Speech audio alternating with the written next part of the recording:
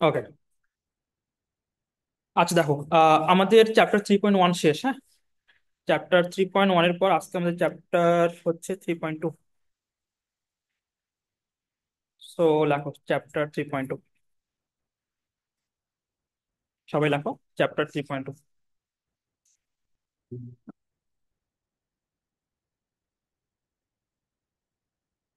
Chapter 3.2 থেকে আমরা প্রথম যে কোশ্চেনটা লিখবো, সেই কোশ্চেনটা হচ্ছে বুলিয়ান অ্যালজেব্রা কাকে বলে। কোশ্চেনটা লিখবা, বুলিয়ান অ্যালজেব্রা কাকে বলে।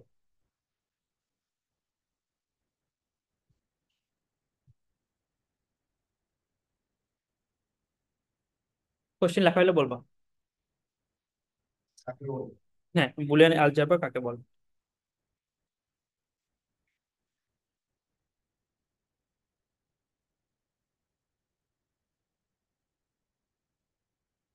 তো সংজ্ঞাটা একটু দেখো, এটা বইয়ে লেখা আছে। এক একজন জর্জ বুল এর গণিত ও যুক্তির উপর ভিত্তি করে যে নতুন অ্যালজেব্রা উদ্ভাবিত হয়েছে বা অ্যালজেব্রা তৈরি করেছে তাকে বুলিয়ান অ্যালজেব্রা বলা হয়। তারপরে একজন বিজ্ঞানী আছে, বিজ্ঞানী বুল, হ্যাঁ। উনি যে অ্যালজেব্রা তৈরি করছে মেইনলি আসলে লজিক আর ম্যাথমেটিক্স এর উপর ডিপেন্ড করে, ওটাকে আমরা বলছি বুলিয়ান অ্যালজেব্রা। তো পরীক্ষার যে কোশ্চেন এটা আসে যে বুলিয়ান অ্যালজেব্রা কাকে বলে, তো আমরা বলবো যে বিজ্ঞানী বুল আছে যিনি ম্যাথমেটিক্স ও লজিকের উপর ভিত্তি করে একটা অ্যালজেব্রা তৈরি করছে, সেই অ্যালজেব্রাকে আমরা বলতেছি বুলিয়ান অ্যালজেব্রা। তো আমাকে অবভিয়াসলি সংজ্ঞায় তোমাকে বিজ্ঞানী বুলের নাম, ম্যাথ অ্যান্ড লজিক, এই তিনটা ওয়ার্ড থাকতে হবে, হ্যাঁ। বিজ্ঞানী বুল গণিত ও যুক্তির উপর ভিত্তি করে যে অ্যালজেব্রা তৈরি করছে তাকে কি বলতেছে, বুলিয়ান অ্যালজেব্রা। ঠিক আছে। ওকে। অ্যান্ড বুলিয়ান, ওকে লেখা।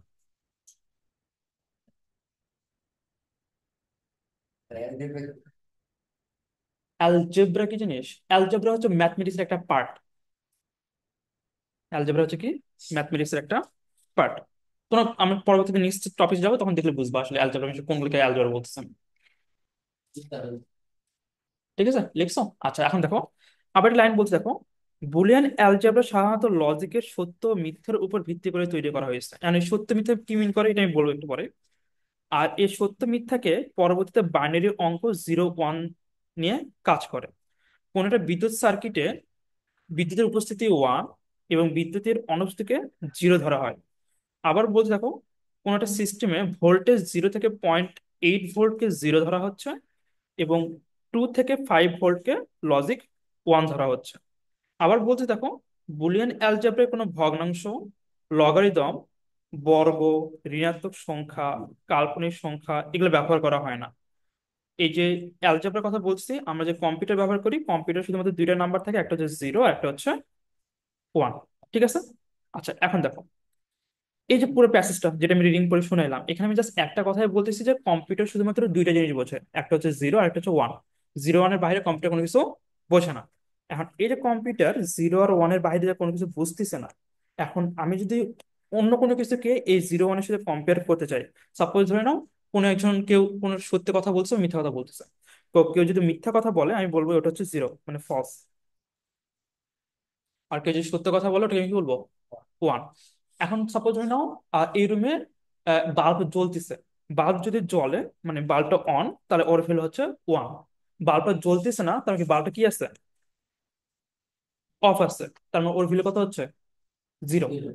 তার মানে আমি আসলে অনেক কিছুকে মেজার করতে পারি। মানে যে বলে মিথ্যা বলতে কি বুঝবা, তুমি বলো যে মিথ্যা আসলে, মিথ্যা যে আমি লজিক্যাল মানে বুলিয়ান অ্যালজেব্রায় বুঝাই, তো মিথ্যার মানে হচ্ছে 0। আর যে কোনো কিছু ঘটনা সত্য হয়, তাহলে ওই সত্যের মানে কি হবে, 1। ঠিক আছে। আচ্ছা এখন দেখো তো, আমাদের যে এই যে 0 1 0 1 যেটা আছে, এটা তো মেইনলি আসলে সার্কিটে আছে। আবার সার্কিট তোমাদের সায়েন্সের না তো, একটু বুঝতে হয়তো কষ্ট হতে পারে। ভোল্টেজ নাম শুনছো? ভোল্টেজ, হ্যাঁ, যে ভোল্টেজ ঠিকঠাক মতো আসে, তো কারেন্ট ভোল্টেজ সাপ্লাই হচ্ছে, সো বাল্ব জ্বলতেছে বা বাল্ব জ্বলতেছে না। সো এখন দেখো, ভোল্টেজ তো আসলে 0 1 0 1 হয় না। ভোল্টেজ কিরকম হয়, আমাদের এই যে ভোল্টেজ যেটা আছে সেটা আমরা কাউন্ট করি 0 থেকে 5 ভোল্ট। 0 ভোল্ট থেকে কত ভোল্ট কাউন্ট করি, 5 ভোল্ট কাউন্ট করি। এখন এখানটা রেঞ্জ আছে, যে আমি এখানে বলতেছি যে আমার ভোল্টেজের পরিমাণটা 0 থেকে যে 0.1 হয়, 0.8 হয়, এত ভোল্টের মধ্যে হলে এটাকে আমি 0 কাউন্ট করব। এটা লিখে নাও, যদি 0 থেকে 0.8 ভোল্ট থাকে তাহলে এটাকে আমি কত কাউন্ট করব, 0 কাউন্ট করব। আর যদি থেকে 5 ভোল্ট থাকে তাহলে এটাকে আমি 1 কাউন্ট করবো। হ্যাঁ, 0 থেকে 0.8 ভোল্ট যদি থাকে সেটাকে আমি 0 কাউন্ট করব। আর 2 থেকে যদি 5 ভোল্ট থাকে তাহলে এটাকে আমি হলো 1 কাউন্ট করব। কারণ নর্মালি ভোল্টেজে তোমার হলো শুধুমাত্র 0 আর 1 নাই, মানে ভোল্টেজে 2 হইতে পারে, 3 হইতে পারে, 4 হইতে পারে, 5 হইতে পারে। পারে না? পারে তো।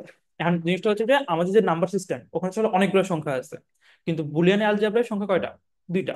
হয় 0 না হয় কি 1। তার মানে এখানে যদি 0.7 দেওয়া হয় তুমি কি বুঝবা এর ভ্যালু কত? 0। যদি আমি তোমাকে বলি 0.6 মানে কি বুঝবা এর ভ্যালু কত? 0। আমি যদি তোমাকে বলি 3 এর ভ্যালু কত? 1। আমি যদি তোমাকে বলি 4 এর ভ্যালু কত? 1। 0.9 ওটা আসলে ব্যাখ্যা করা যায় না। ব্যাখ্যা করা যায় না বলতে জিনিসটা হলো যে আমার ভ্যালুটা অ্যাকচুয়ালি 0 থেকে 5 হইলেও 0 থেকে 0.8 এর জন্য এই ভ্যালুটাকে আমি আসলে কাউন্ট করতেছি জিরো জিরোর জন্য। আর 2 থেকে 5 এর জন্য যে মানটা আছে এটা আমি কাউন্ট করতেছি 1 এর জন্য। কিন্তু এখানে একটা বেরিয়ার থাকে, 0.8 থেকে 2 পর্যন্ত একটা বেরিয়ার আছে না? এই মানটা কিন্তু আমি কাউন্ট করি না। তো এই মানটা আসলে আনডিফাইন্ড। সো এটা আমি আসলে ডিফাইন করতে পারবো না যে এটা আসলে মানটা আসলে 0 না 1। সো আমি ওটার মধ্যে ফেলবো না। তখন আমি এই জিনিসটাকে তুমি তোমাদের লেভেলে আমি সহজভাবে বলতে পারি এইভাবে। তাহলে আমরা কাজ করি, আমার একটা বেরিয়ার নেই। তার মানে কি একটা নাম্বার যখন থাকবে মানে পুরোটা যদি একটা বাউন্ডারি হয়, এটা যদি 0 হয়, এটা যদি 1 হয়, এটার যে বাউন্ডারিটা আছে এই বাউন্ডারিটা আমি আসলে 0.1 থেকে 2 কাউন্ট করতেছি। 2 না, 2 এর ঠিক আগ মুহূর্তে। কারণ 2 থেকে 5 পর্যন্ত আমার এটা কি হচ্ছে? 1 হচ্ছে। 0 থেকে 0.8টা হচ্ছে 0 হচ্ছে। তাহলে আমি কি বলবো? 0.8 এর ঠিক পর থেকে, 0.8 এর ঠিক পর থেকে 2 এর ঠিক আগ পর্যন্ত যে অংশটা আছে এখানে কোনো ভ্যালু নাই, এখানে 0 হবে না, 1ও হবে না, এটা একটা বেরিয়ার যেটা আসলে কি 0 আর 1 এর মধ্যে একটা পার্থক্য ডিফাইন করে দিচ্ছে। বুঝা গেছে কথা আমার? ওকে। তাহলে আমরা প্যাসেজ আবার চলে আসি। এখান থেকে আমরা কি পড়লাম? এখানে আমরা পড়লাম আসলে বুলিয়ান অ্যালজেব্রা কাকে বলে, সংজ্ঞা তো লিখতে পারবো না। ওকে। এরপরে আর কিছুই বলা হয় না, বাকি যে জিনিসগুলো আছে পুরোটা আসলে এমসিকিউ। 0 1, কোন ঘটনা যদি সত্য হয় সেটা 1, কোন ঘটনা যদি মিথ্যা হয় এটা হচ্ছে 0।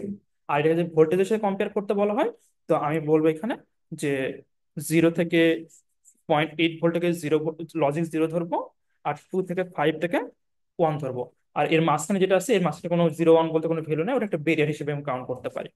আর একটা এমসিকিউর জন্য মাথায় এটা এটা রাখবো আমি, যে এখানে আসলে অন্যান্য ম্যাথমেটিক্স এর মতো ভগ্নাংশ, লগারিদম, বর্গ, ঋণাত্মক নাম্বার এইসব কোনো কিছু এক্সিস্ট করে না। যা এক্সিস্ট করে 0 আর 1 এক্সিস্ট করে। বুঝা গেছে? আচ্ছা। এই যে ফিগারটা একটু দেখো, এই ফিগারটা আমি আরেকটু বলি। সেটা হলো যে আমরা কলিং বেল প্রেস করি না? কলিং বেল প্রেস করলে সাউন্ড হয়, কলিং বেল প্রেস না করলে কি সাউন্ড হচ্ছে না? তো আমি যে বলছি এইভাবে দেখো, সেটা হচ্ছে তুমি কলিং বেল প্রেস করো নাই তার মানে এটা আসলে 0-তে আছে। তুমি কলিং বেল প্রেস করছো মানে কলিং বেল বাজতেছে, এটা 1-এ আছে। তুমি কলিং বেল ছাড়ি দিলা আবার এটা কি 0 হয়ে গেছে। কলিং বেল আবার প্রেস করতেছি এটা 1 হয়ে গেছে। কলিং বেল ছাড়ি দিলে এটা আবার 0 হয়ে গেছে। তার মানে জিনিসটা হচ্ছে কখন যে আমি কলিং প্রেস করি এটা আসলে 1 মানে কলিং বেল বাজতেছে। আমি যখন কলিং বেল প্রেস করতেছি না এটা আসলে বাজতেছে না, এটা হলো 0। মনে থাকবে এটা 0 আর 1 বিটের। ওকে। এগুলো তুমি একটু রিডিং করো। বুলিয়ান ধ্রুবক, চলক। এরপর ডিরেক্ট চলে আসো যোগের বুলিয়ান শতসিদ্ধ। লেখো এটা, যোগের বুলিয়ান শতসিদ্ধ।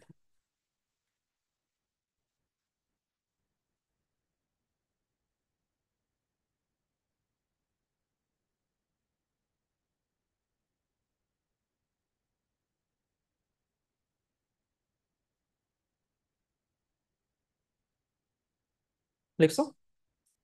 ওকে। বুলিয়ান যোগের সদস্যতায় আমরা যে যোগগুলো বলবো সেটা বলো। 0 + 0 লেখো, কত আসবে? হ্যাঁ, ওটা নিচে লেখো। বুলিয়ান যোগের শতসিদ্ধ। তার মানে আমি এখানে আসলে বুলিয়ান যোগ করতেছি। বুলিয়ান আমি কিন্তু এখন যেটা পড়তেছি সেটা হলো Boolean algebra. Hmm. And Boolean অ্যালজেব্রায় আমি যোগের কথা বলতেছি। এন্ড আমরা বলবো যে বুলিয়ান অ্যালজেব্রায় যোগ যে নিয়ম মেনে চলে সেটা হচ্ছে বুলিয়ান যোগের সদস্যিদ্ধ। এন্ড যোগগুলো কি কি আছে? 0 + 0 কত আসবে? 0। 0 + 1 কত আসবে? 1। 1 + 0 কত আসবে? 1। আর 1 + 1 বলো। না, 1। এটা একটু মাথায় রাখবে। ভালো করে মাথায় রাখবা, সেটা হচ্ছে এর আগে যে চ্যাপ্টারটা আমরা পড়ছি সেটা হলো 3.1, পড়ছি না? এবং ওখানে তোমাকে দেখাইছি যে 1 1 যোগ করলে আসলে 10 হয়, দেখাইছি তো, 10। এবং এখন আমি পড়াচ্ছি 3.2, এবং 3.2টা আসলে বুলিয়ান অ্যালজেব্রা। এবং বুলিয়ান অ্যালজেব্রা সবসময় মাথায় রাখবা যে 1 1 যোগ করলে আসলে 1 হয়, কারণ বুলিয়ান অ্যালজেব্রা আসলে একটা নতুন অ্যালজেব্রা। আমরা যে ডিভাইস গুলো করবো এরপরে, এই যে কম্পিউটার ভিতরে যে ডিভাইস গুলো আছে, এই ডিভাইস গুলোর ভিতরে কাজ কিভাবে করবে, এই সব কিছু আসলে নির্ধারণ করছে না, মানে ঠিক আবিষ্কার করছে হলো বিজ্ঞানী বুল। এন্ড বিজ্ঞানী বুল যে অ্যালজেব্রা আবিষ্কার করছে, সে তার অ্যালজেব্রা বলে দিছে যে যখন তুমি দুটো নাম্বার যোগ করবা, ওই 3.1 এর মধ্যে আমরা দুটো নাম্বার যোগ করে যেমন 10 পাইছি, এখন আমরা 10 পাবো না। দুটো নাম্বার যোগ করলে তুমি সবসময় একটা নাম্বারই পাবা, হয় 0 না হয় 1। সো এখানে আমরা বলতেছি কি, 1 1 যোগ করে আমি কি পাবো, 1 পাবো। তার মানে কি পাবো, এইটা, এইটা আর এইটা, আগে যে তিনটা যোগ শিখছিলাম সিমিলার, কোনো প্রবলেম না। বাট শুধুমাত্র পার্থক্য কোথায়, এই একটার মধ্যে পার্থক্য আছে। শুধুমাত্র মাথায় রাখবা যে 3.1 এর যখন আমরা প্রবলেমগুলো সলভ করবো 3.1 এর, তখন 1 + 1 যোগ করে আমি 10 বসাবো সবসময়। আর 3.2 এর যখন আমি প্রবলেমগুলো সলভ করবো, তখন 1 + 1 যোগ করে আমি কি বসাবো, 1 বসাবো। মনে থাকবে? ওকে, লিখে নাও। লেখা হয়েছে? ওকে। এরপর লেখো গুণের জন্য। এটা হলো যোগের জন্য সূত্র গেল, এরপরে সূত্র হবে গুণের জন্য। গুণের সূত্রে কোনো সমস্যা নাই, আমরা আগে যে সূত্রগুলো শিখছি পুরোটাই সেম। 0 × 0 কত আসবে, 0। 0 × 1 কত, 0। 1 × 0 কত, 0।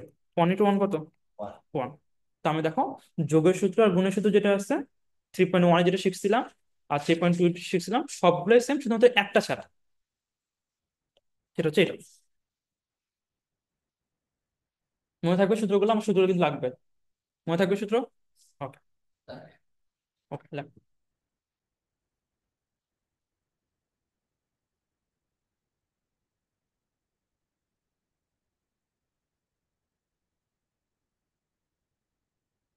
ওকে, এখন দেখো, লেখো বুলিয়ান উপপাদ্য।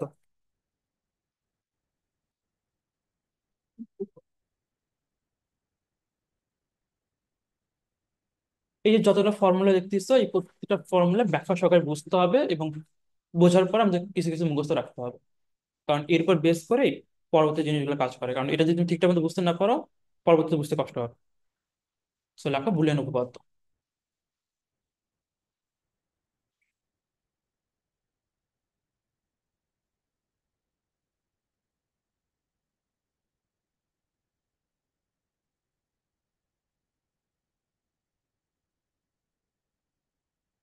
দেখছো?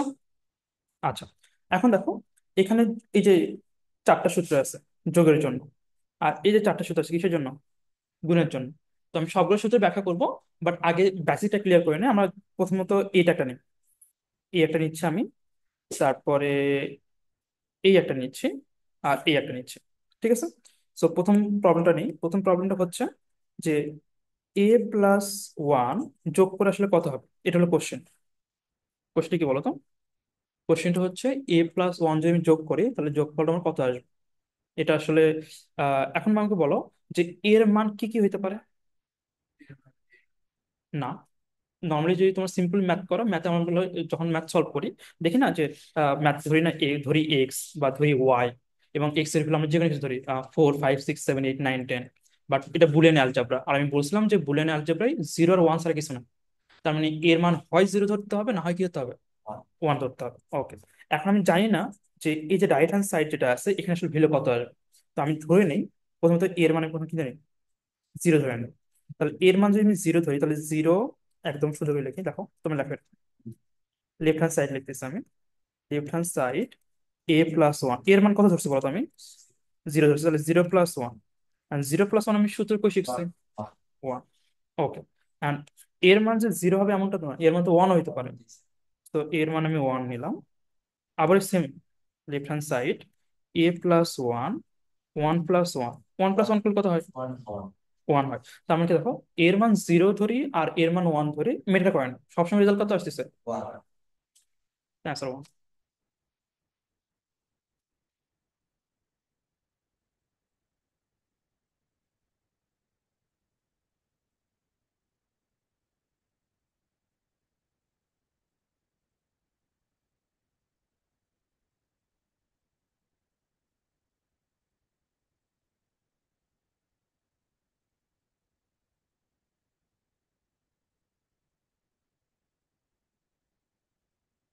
লিখছো? ওকে, এরপর একটা নাও, a × 0। আমি জানি না কি আসবে, তো আমরা অ্যাপ্লাই করে দেখি। একবার এর মান কত ধরবো? 0 ধরবো, আর একবার এর মান কত ধরবো? 1 ধরবো। তো লেফট হ্যান্ড সাইড এর a × 0, 0 × 0, 0 × 0 মানে কত? 0। আবার যদি লেফট হ্যান্ড সাইড a × 0, এর মান 1 × 0, 1 × 0, 0। তার মানে কি দুইটা ক্ষেত্রে আমি রেজাল্ট কত হয়েছে বলো তো? এর মান 1 ধরো বা এর মান 0 ধরো, রেজাল্ট কত? 0। তাহলে আউটপুট কত হবে? 0 হবে। চলে। এখন এখানে একটা জিনিস খেয়াল করো, আমি কিন্তু নর্মালি এমনি বেসিক ধরে বললাম, বাট তুমি নর্মালি যদি চিন্তা করো, পৃথিবীর যে কোনো কিছুর সাথে সাথে যদি 0 গুণ করি তাহলে 0ই তো আসবে। এত তো ডিটেলস গুণ করার কোনো দরকার নেই। বাট জিনিসটা হচ্ছে যে আমরা এইভাবে চিন্তা করতে পারি, মেইনলি চিন্তাটা আসলে এইভাবে, বাট তুমি ওইভাবে ভাবতে পারো। আচ্ছা, আরটা নেই। আচ্ছা লেখো।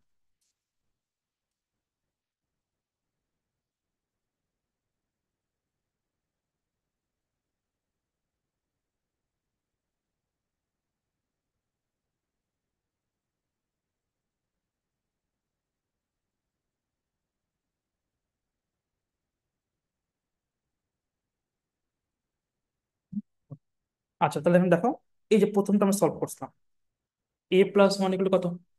1। আরটা সলভ করলাম, a × 0 = 0। আচ্ছা, আরটা সলভ করি, a × 1 = কত আসে? এর মান তাহলে প্রথমে কত ধরি? 0 ধরি। লেফট হ্যান্ড সাইড a × 1, তাহলে 0 × কত আসবে? 1 কত আসবে? 0। এর মান 1 ধরি। লেফট হ্যান্ড সাইড a × 1, 1 × 1, তাহলে কত আসে? 1 আসে। এখন দেখো তো, 0 ধরলে আমার একটা রেজাল্ট আসতেছে, 1 ধরে একটা রেজাল্ট আসতেছে। তার মানে আমি কিন্তু বলতে পারতেছি কি যে রেজাল্ট আসলে 0 না 1? বলো পসিবল? পসিবল। আগের যেটা প্রবলেম সলভ করলাম ওখানে বলা পসিবল ছিল, কারণ সবসময় রেজাল্ট আমার সেম আসতেছিল। বাট এই একটা সিনারিও যেখানে আমার আসলে কি দুইটা ভ্যালুর জন্য আমার দুটা ডিফারেন্ট রেজাল্ট আসতেছে। কিন্তু এখন প্রবলেম হচ্ছে এটা যে একটা ইকুয়েশনের জন্য হয় 0 হবে না হয় 1 হবে, এটা পসিবল না। মানে জিনিসটা যে একবার 0 হচ্ছে একবার 1 হচ্ছে, এটা পসিবল না। হয় 0 হইতে হবে না হয় কি হইতে হবে? 1 হইতে হবে। যখন তুমি যদি কোনো একটা প্রবলেম যদি দেখো যে অ্যান্সার 0-র জন্য বা 1 জন্য তুমি ডিফারেন্ট পাচ্ছ, মানে 1 পাচ্ছ, 0 পাচ্ছ, বা 0 পাচ্ছ বা 1 পাচ্ছ, ওই ক্ষেত্রে অ্যান্সার 0 হবে না, 1ও হবে না, শুধুমাত্র অ্যান্সার হবে অ্যালফাবেট। ওই অ্যালফাবেট মনে থাকবে। এই হলো তিনটা প্যাটার্ন। মানে অ্যান্সার তোমার ফাইনালি যে আউটপুটটা, এটা হয় 0 হবে, না হয় 1 হবে, না হয় অ্যালফাবেট হবে। তো তুমি যদি 0 বসানো, তুমি যদি দেখো আহ, এর মান 0-1 যেটা বসানোর জন্য 0-0 পাইছো, সো রেজাল্ট 0। যদি আমি 1-1 পাই রেজাল্ট 1। আর রেজাল্ট যদি 0-1 কম্বিনেশন পাই তাহলে রেজাল্ট কি হবে? অ্যালফাবেট হবে। মনে থাকবে। ওকে। আচ্ছা, এখন তাহলে তোমার একটু আরেকটা জিনিস বলি আমি। সেটা হচ্ছে আমরা কমপ্লিমেন্ট করছিলাম না চ্যাপ্টার 3.1-এ? ধরে নাও এর মান 0, তাহলে এ কমপ্লিমেন্টের মান কত হবে? এ কমপ্লিমেন্টের মান, কমপ্লিমেন্ট মানে কি? ওয়ান্স কমপ্লিমেন্ট মানে কি ছিল? একের পরিপূরক। একের পরিপূরক ওয়ান্স কমপ্লিমেন্ট মানে কি ছিল? একই পরিপূরক। সাপোজ তুমি আমি এটা নাম্বার দিচ্ছি 0 1 1 1 1 0 1, এবং এটা আমি বলছি ওয়ান্স কমপ্লিমেন্ট করতে বা একের পরিপূরক করতে, তুমি কি করবা? যেগুলো 0 থাকবে সেগুলো 1 করবা, আর 1 গুলোকে কি করবা?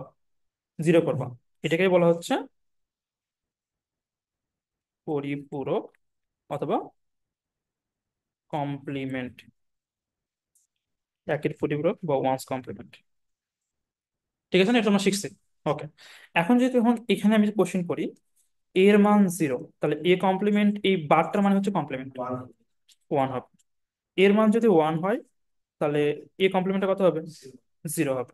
আচ্ছা, এখন ফর্মুলা হচ্ছে a + a কমপ্লিমেন্টের মান কত হবে, এটা হলো কোশ্চেন।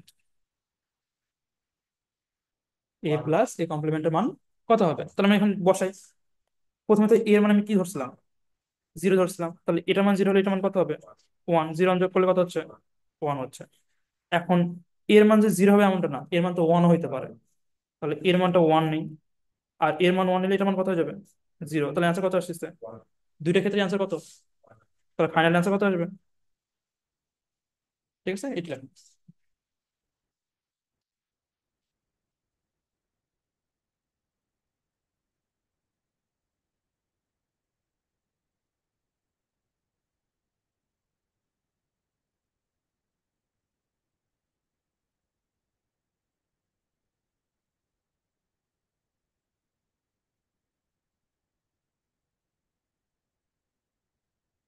দেখছো? ওকে, এখন দেখো, এরপরে আমি আর বলবো না, এখন তোমরা আমাকে বলবো। এই প্রশ্নটা সলভ করছি না আমরা? প্রশ্নটা সলভ করছি তো? এখন এটার জন্য আমাকে বলো। আমি দুটো তার বের করলাম। এর মানে একবার প্রথমে কি ধরবো আমি? জিরো। আর এখানে দেখো, এর মানে একবার কি ধরবো? আর এর মানে একবার কি ধরবো? তাহলে এখানে বলো তো, এখানে এর মান যদি প্রথমে জিরো ধরি তাহলে কত আসবে?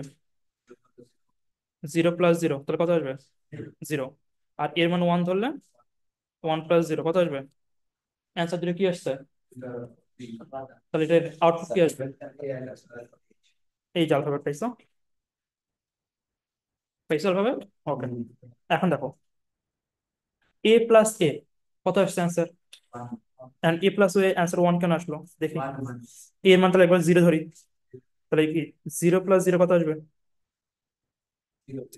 জিরো প্লাস জিরো কত আসবে? জিরো। তা আর হলো ওয়ান প্লাস ওয়ান যোগ করলে কত আসবে? ওয়ান। অ্যান্সার ডিফারেন্ট আসছে না? তাহলে অ্যান্সার কি আসবে? অ্যালফাবেট আসবে। অ্যান্সার অ্যালফাবেট আসবে, এটা ভুল করছো ওরা। এটা আসলে অ্যান্সার কি হবে? অ্যালফাবেটই হবে। ঠিক আছে, এ প্লাস এ যোগ করলে কত হয়? এই হয়। হ্যাঁ, এটা হয়তো দিকে পরিপূরক ছিল কি? হ্যাঁ হ্যাঁ, পরিপূরক ছিল দেখো। হ্যাঁ। আর নিচেটা দেখো, নিচেটা দেখো দেখো, এ প্লাস এস। ঠিক আছে। ওকে, এখন এখানে আসো। এটা এটা সলভ করছেন আমরা? এ সলভ করছে। আচ্ছা, এটা সলভ করছে। এখন দেখো তো এটা সলভ করি। ওরা বলতেছে এর সাথে এ কমপ্লিমেন্ট যদি গুণ করি তাহলে অ্যান্সার কত আসবে? কত আসবে বলো? ওরা কি বলছে? এর সাথে, এই যেটা নাও এটা, এর সাথে যদি এ কমপ্লিমেন্ট গুণ করা হয় আর অ্যান্সার কি নিয়ে আসছে? জিরো নিয়ে আসছে। তো আমরা চেক করে দেখি যে অংশ ঠিক আছে কিনা। তো আমরা প্রথমত এর মান কত ধরি? জিরো ধরি। জিরো ধরলে এ, এ কমপ্লিমেন্টের মান কত হয়ে যাবে? এর মান যদি তুমি জিরো ধরো তাহলে এ কমপ্লিমেন্টের মান কত হবে? ওয়ান হবে। তাহলে জিরো ইন্টু ওয়ান কত আসবে? জিরো। এখন এর মানটা আমি ওয়ান ধরি, তাহলে ওয়ান, তাহলে এ কমপ্লিমেন্টের মান কত আসবে? তাহলে দুটো অ্যান্সার কত আসছে? তাহলে ফাইনাল আউটপুট কত আসবে? জিরো।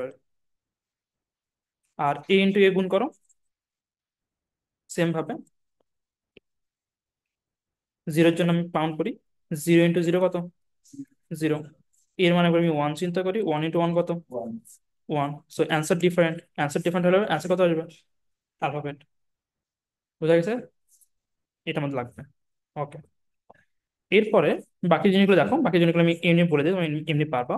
সেটা হচ্ছে, এখানে বলতেছি এ প্লাস বি যদি আমি যোগ করি, এ প্লাস বি যোগ করি আর বি প্লাস এ যোগ করি, একই জিনিস কিরকম? ওরা বলছে ফোর এর সাথে ফাইভ যোগ করো আর ফাইভ এর সাথে ফোর যোগ করো, একই মান পাবো। ঠিক আছে। আবার সেম কথা বলছে, তুমি ফোর এর সাথে ফাইভ গুণ করে যে মানটা পাবা, তুমি যদি ফাইভ এর সাথে ফোর গুণ করো সেম মানই পাবা। তোমরা জাস্ট মনে রাখবা সূত্রগুলোর নাম কি। এটা হলো বিনিময় উপপাদ্য। এমসিকিউ দেওয়া থাকবে, অপশন দেওয়া থাকবে, বলবে যে নিচের কোনটা বিনিময় উপপাদ্য। আবার দেখো এখানে আমি যে এটা কথা বলি, আমি সাপোজ ধরলাম এর মান ধরলাম ফোর, এটা মান ধরতেছে ফাইভ, এটা মান ধরতেছে সিক্স। আমি বলতেছি তুমি ফাইভ আর সিক্স প্রথমে যোগ করবা, যোগ করে পরে হলো ফোর এর সাথে যোগ করবা, যে মানটা পাবা তুমি যদি প্রথমে ফোর আর ফাইভ যোগ করো তারপরে সিক্স এর সাথে যোগ করে সেম মানটাই পাবো। আবার এখানে আমি বলছি কি, যে তুমি প্রথমে ফাইভ আর সিক্স গুণ করলা, গুণ করার পরে ফোর এর সাথে গুণ করলে যে মানটা পাবা, তুমি যদি আগে ফোর আর ফাইভ গুণ করো পরে সিক্স এর সাথে গুণ করো সেম মানটাই পাবা। ঠিক আছে। আবার দেখো আরেকটা ফর্মুলা কি বলতেছি এখানে, এখানে একটা ফর্মুলা বলতেছি এটা, যে আমি প্রথমে কি করব, বি আর সি যোগ করব, তারপরে এর সাথে কি করব? গুণ করব। প্রথমে কি করবো বলো তো? বি আর সি কি করব? যোগ করব, এর সাথে এ গুণ করব। সো এটা ধরি কত? ফোর। এটা ধরলাম কত? ফাইভ। তাহলে ফোর আর ফাইভ যোগ করলে কত আসবে? নাইন। নাইন সে যদি টু মাল্টিপ্লাই করি, ধরে নিলাম এর মান টু, 18 আসবে। এখন এটার মান টু, বির মান কত ধরছিলাম? ফোর। এটার মান টু, সির মান কত ধরছিলাম? ফাইভ। দেখো তো 18 মিলে কিনা? মিলে? মিলে। ওকে। ঠিক সেম ভাবে এই সূত্রগুলো, যে আমি যদি এ আর বি প্রথমে যোগ করি, আবার এ আর বি প্রথমে যোগ করি তারপরে গুণ করি, ওই মানটা আমার বি আর সি যদি আমি গুণ করি ওর সাথে যোগ করি এর সমান হবে। এবং এই জিনিসগুলো আমরা পরবর্তী দেখবো।